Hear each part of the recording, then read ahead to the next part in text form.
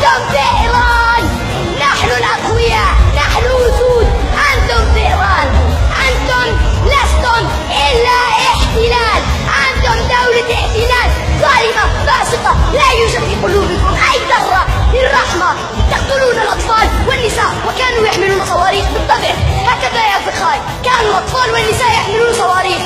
أنت كاذب، أنت وكل جيشك، أنتم كاذبون، أنتم ليس في قلبكم ذرة واحدة من الرحمة.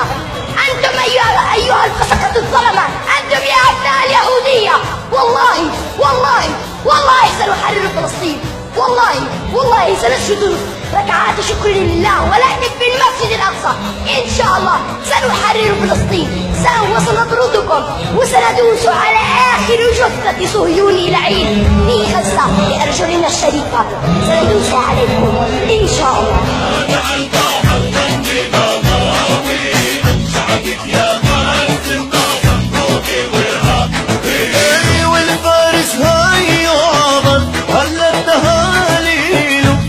الشهيد ابتسم سمع الزغاريد.